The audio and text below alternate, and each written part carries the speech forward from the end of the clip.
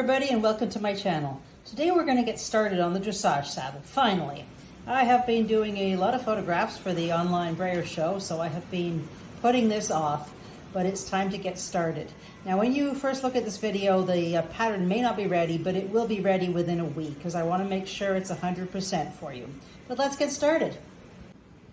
Before you get started, I would recommend preparing your stirrups. Now these are the resin ones from Rio Rondo.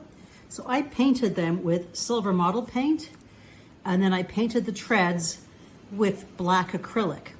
And these ones are from the World of Model Horse Collecting, and I am just going to paint the treads. And in this case, you can paint them black or white. But this way, we're going to give them a chance to dry fully. Now, once you've painted them, I would recommend putting on an acrylic sealer. Take the tree pattern and tape it on to the aluminum can. And then cut that out. Tape the pieces of the tree foam to a piece of craft foam, or you can use pieces of thick leather for this. When you're making a project like this, start with fresh glue. It really does make a difference because this stuff does not last that long. First, you're going to take this little piece and glue that onto the top front of your tree. And just bend that a little into the shape of a horse's withers. Take the other piece and glue it on to the back. And this last top piece, we're going to glue on top of all that. Make sure to press it down and shape the pommel. And you want a deep seat. Now I'm going to take the two underside pieces and glue them together. On the aluminum can pattern, there's a line. I'm just going to mark that on approximate location on the back of the saddle. Then take this piece with a small piece inside, line it up to that line, and glue that on. And it's going to cause a bit of a wedge. Now I'm using these clips to make sure this wedge dries good and tight against the back of the saddle. And make sure that dries fully. Once that's dry, you can take the clips off, and you can see how that gives it a shape now. So that is the high seat, high cantle at the back. And now we're ready to cover this. You may want to take some scissors and just lightly trim that so it's not rough, to give it a smooth edge.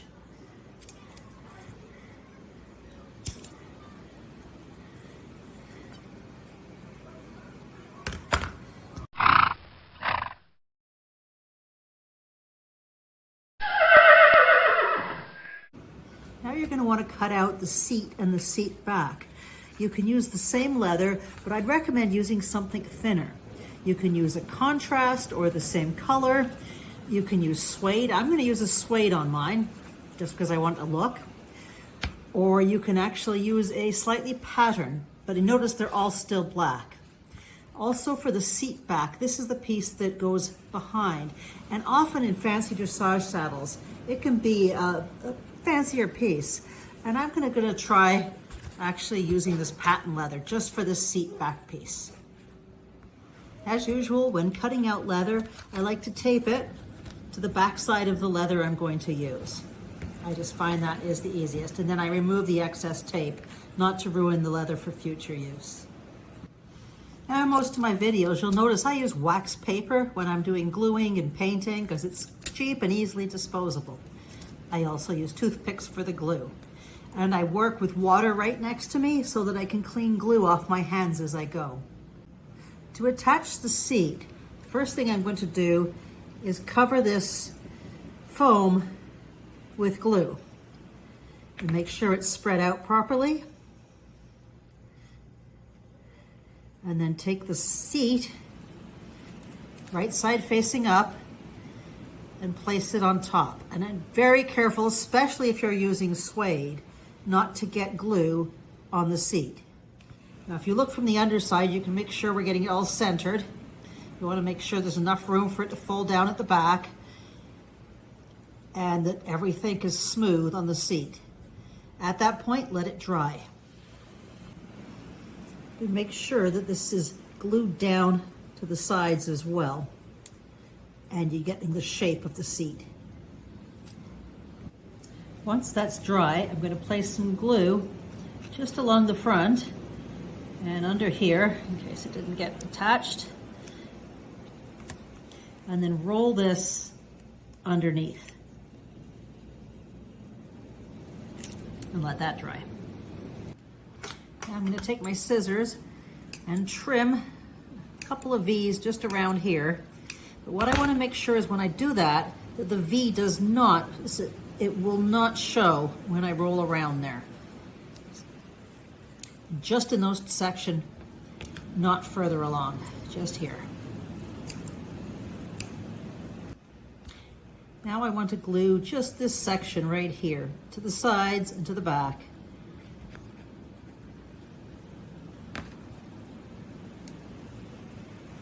That part right there. And make sure it's tight on top and you're not getting any glue on the seat. Once that is dry, I'm going to take glue and put it all along the back and inside all the remaining back leather. And I spread that around with a stick to get it nice and even. Make sure there's glue everywhere. And then what I want to do is bring those down and smooth it all the way around. And I'm going to pinch the excess. And I want to make sure the top is nice and, whoops, a little bit of glue off, that there's nothing on the top to show this bend.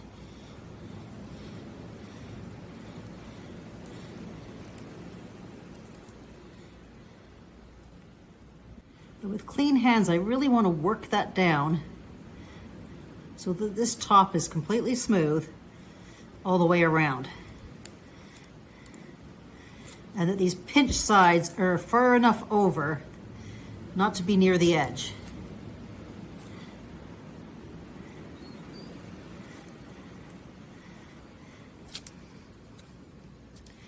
And I'm going to then take some scissors, cut most of that off, and work it a little more.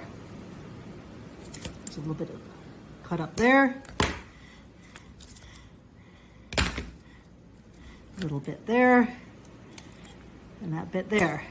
It's not completely cut yet, but it's enough that I can keep working that down. Make sure you keep your hands clean and get that as flat as possible. Anything sticking up comes off. Now the back part here is going to be covered, but this rest is not.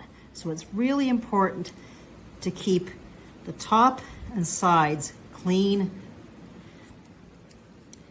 and rounded. During this, I've washed my hands several times, and as I cut it off, it allows me to bring more of it down, trim off a little more, and work that in to a nice smooth finish. I'm going to cut off any wrinkles sitting up still. I want this to be flat. And keep working that till I'm happy with that. Pulling it down at the back, trimming off any extra, pulling more down, making sure my hands are clean. With my nail, I'm just pulling this in towards the center. Oop, got a little bit more.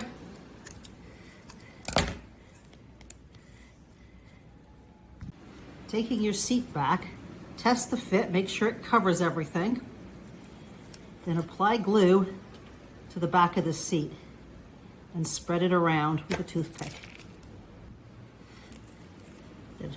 Taking it, place it over the back evenly and press that down nice and neat, making sure to keep glue off that area.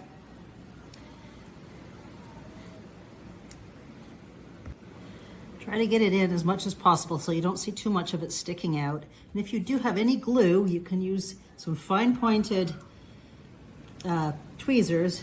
Just make sure none of that shows. And press that in. Nice and hard, just to get those edges right in there.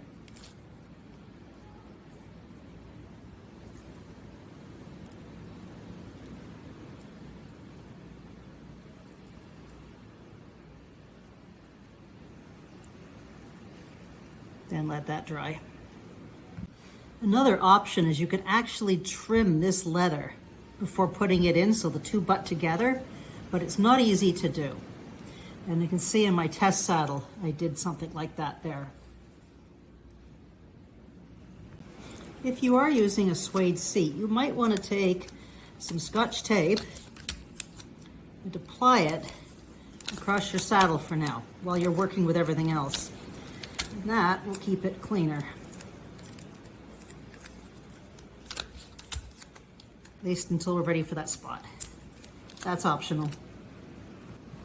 With the heavier leather, I'm going to cut out the flaps, one facing up and one facing down, so I have one from both sides. Now here I have my right and my left, and I'm going to take the pattern and put it on top and carefully take my pounce wheel and go around this cutout for the knee roll. There is the one done. And then I'm going to flip this over. And because I've done the other side first, I can see the pounce wheel marks. I am going to copy these on the other side as well. Now I have both of those. I am going to very carefully with a sharp knife cut along the pounce wheel lines. And cut these two pieces out. Take your time. Make sure you use a very sharp knife for this. And if you have any rough edges, you can use a knife to take it out or a little bit of a scissor snip to carefully make sure that's straight and smooth. For the turns, you might find it easier just to go over slowly over this turn part multiple times with the knife as opposed to pressing down hard to help break down the leather fibers and keep it smooth. Once those are cut out, I want to cut out this slit right here. And what I'm going to do is put my pattern on and mark with a pin the top, front, and back of that, and then with a knife, just carefully cut your slit.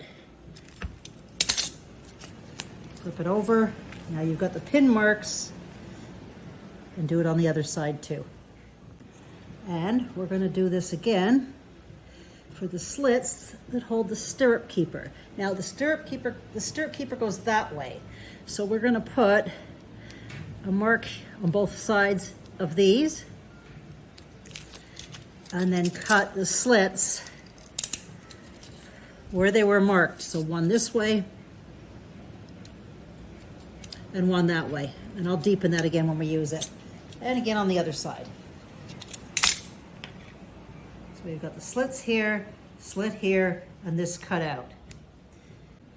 If you want to use the back leg roll, turn your piece upside down, place the pattern on, and we're just going to mark this. We're not pushing it through. We just want to mark this location right here with the stitch marker, and same for the other side. Make sure you're doing this on the wrong side of the flap.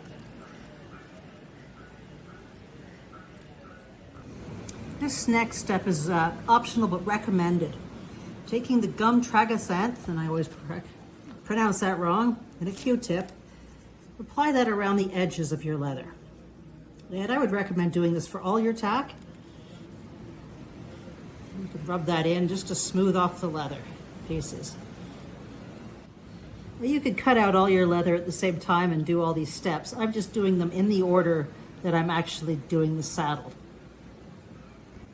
With this kangaroo leather, it already has a dark edge, but with most leathers, and even with this, take a black Sharpie and apply it around the edges to make them nice and clean. And this is going to be more obvious with non-kangaroo.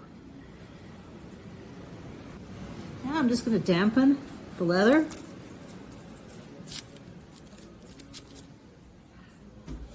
And with a pounce wheel, I'm going to apply stitch marks.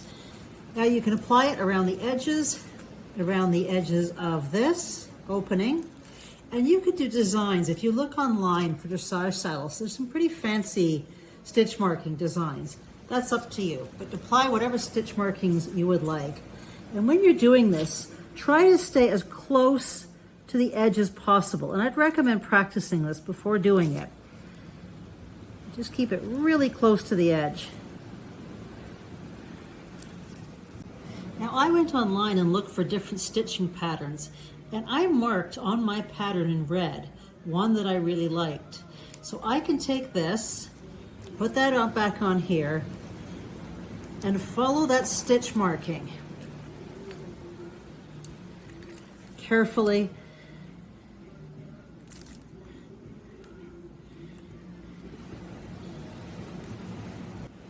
Now there's my stitch marking on one of them. Then I can turn it upside down, and my stitch markings are now available for the other side as well. And it's best to do this when the leather is damp. And that's where I'm going to end off for today's video, as I have a lot of stuff I have to do right now, and I'm going to get back to this shortly, so next week you have more. Thanks for joining me, and we will get this done soon.